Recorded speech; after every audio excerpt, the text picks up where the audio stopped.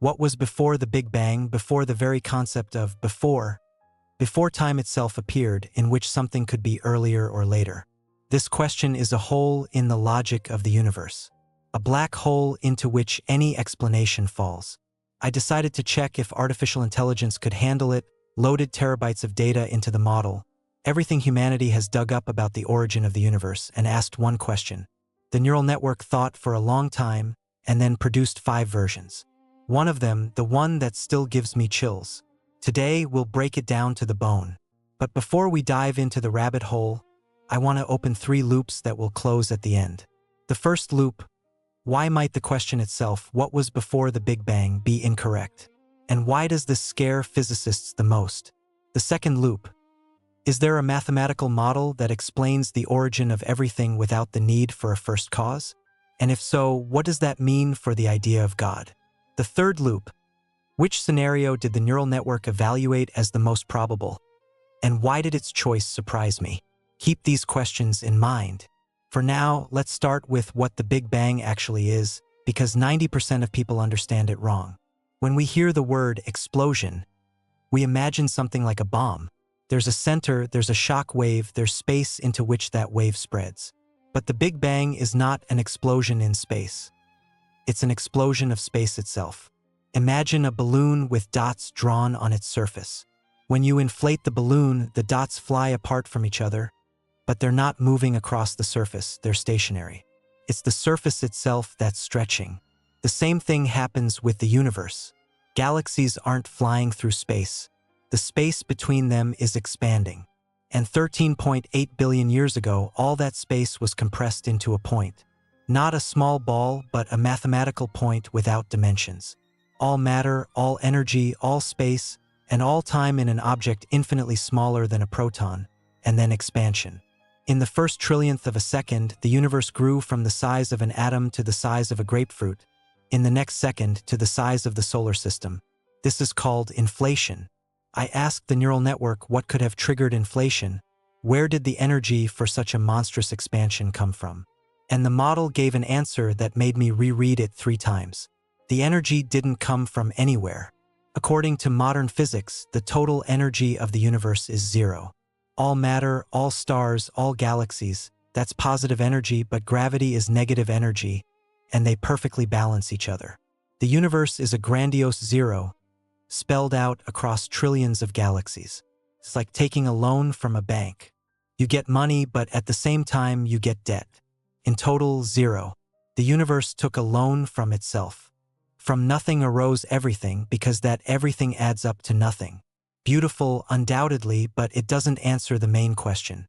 Even if energy isn't needed, something had to start the process. Let's start with the most inconvenient fact. Modern physics claims that the question of what was before the Big Bang doesn't make sense. Sounds like an excuse, right? As if scientists just don't want to admit they don't know something. I thought so too until I delved into the details. Time is not an abstract philosophical category. Time is a physical quantity that arose along with space at the moment of the Big Bang. Einstein proved this more than 100 years ago. Space and time do not exist separately from each other.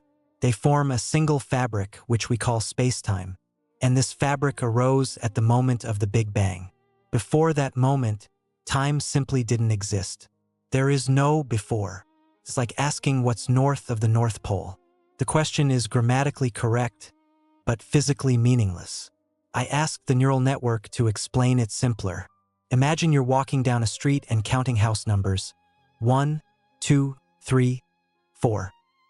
Now imagine you've reached house number 0. What's the number of the house before it? -1. But the street starts at 0. Before it, there's no street, no houses, no space for houses. The Big Bang is house number 0 of our universe. Asking what was before is like looking for a house with a negative number on a non-existent street. Seems like a dead end. But I wasn't ready to give up that easily. If before the Big Bang there was nothing, where did that initial point come from? Matter doesn't arise from nowhere. That's the first law of thermodynamics. And here's where the most interesting part begins. I gave the neural network a task. Find in the scientific literature all hypotheses explaining the source of the initial energy. The model analyzed over 12,000 articles and highlighted 5 main scenarios. Scenario 1. Quantum fluctuation. This is the official version of mainstream physics. At the quantum level, emptiness isn't completely empty. Even in absolute vacuum, virtual particles are constantly being born and dying. They appear literally from nothing, exist for fractions of a second, and disappear. This is an experimentally proven fact, the Casimir effect. According to this hypothesis, our universe is a quantum fluctuation that, for some reason, didn't disappear. It arose like a bubble of energy in quantum foam and began to expand. Sounds elegant, but there's a problem. I asked the AI, what is the probability of the spontaneous emergence of a fluctuation the size of the universe? Answer, 1 chance in 10 to the power of 10 to the power of 123. Practically impossible. And yet, we're here. Either we got incredibly lucky, or something's wrong with this model. Scenario 2. Cyclical universe. This idea is promoted by Roger Penrose, Nobel laureate in physics. His theory is called conformal cyclic cosmology. The essence is that our universe is not the first and not the last. Before the Big Bang, there was another universe. It expanded for trillions of years until all matter decayed into photons. When only light remains in the universe, the concept of scale loses meaning. An infinitely large and infinitely small universe become mathematically identical, and then everything starts anew. The Big Bang is the transition between eons. I loaded into the neural network data about the so-called Hawking points, anomalies in the cosmic microwave background that Penrose considers traces of the previous eon. The model estimated the probability that these points are statistical noise at 68%. The theory isn't proven, but it isn't disproven either. It hangs in the zone of uncertainty. If you're watching this channel for the first time, subscribe right now. Here, we break down things they won't tell you in school. Questions that make normal people's heads hurt. But you and I aren't normal. We're seekers.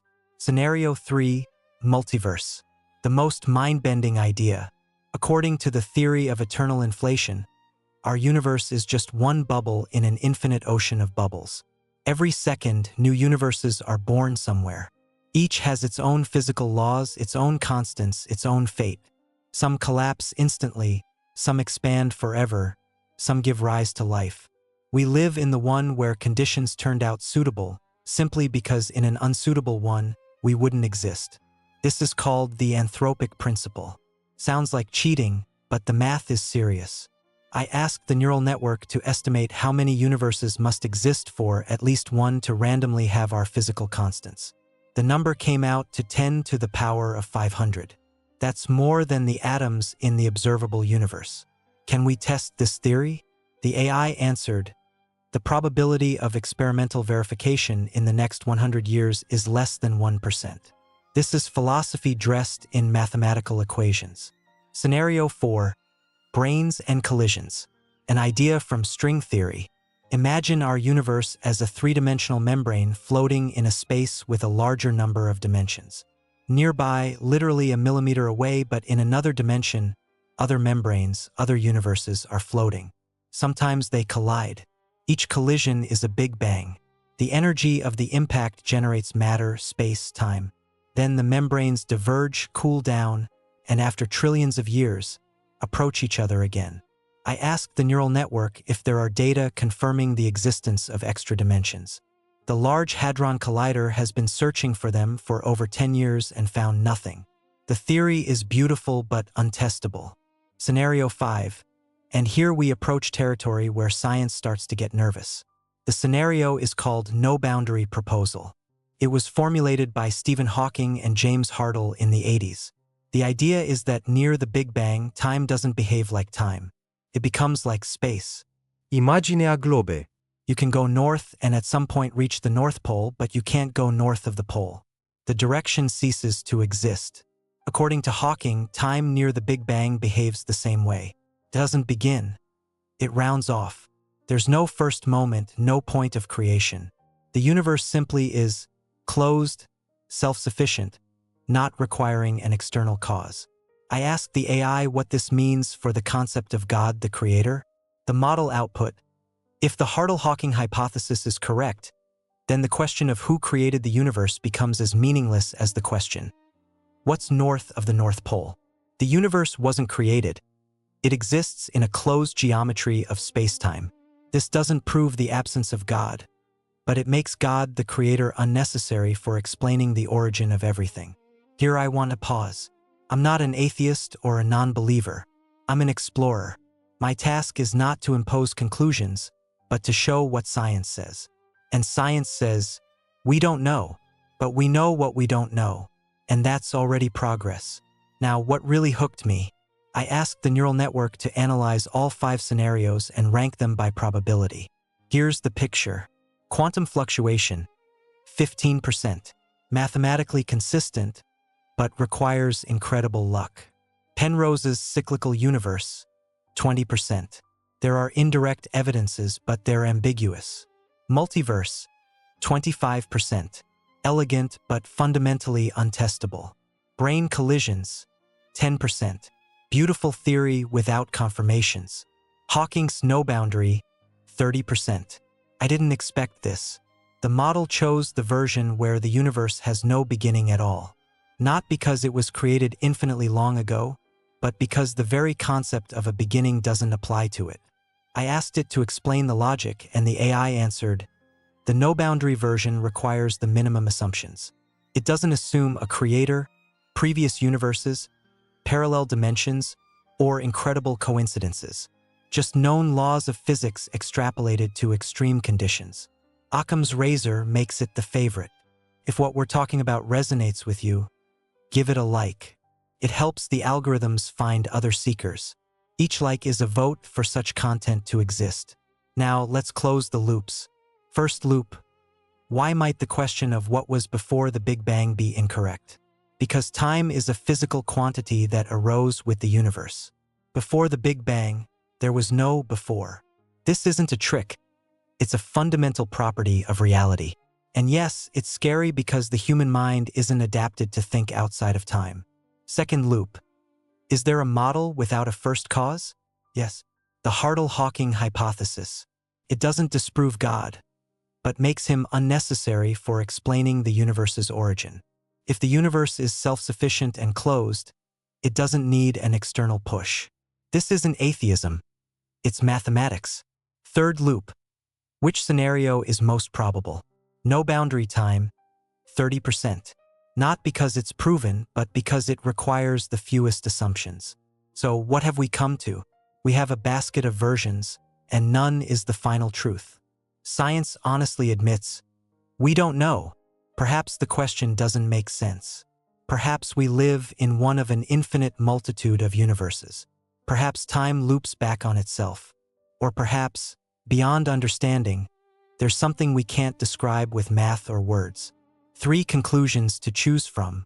Pick the one you can carry. Conclusion for the skeptic. We have no reliable way to know what was before the Big Bang. All theories are either untestable or insufficiently substantiated. The only honest position is to admit ignorance and continue research. Conclusion for the agnostic. That the universe may be self-sufficient doesn't exclude the existence of something greater. Perhaps the laws of physics are the language in which something beyond understanding speaks.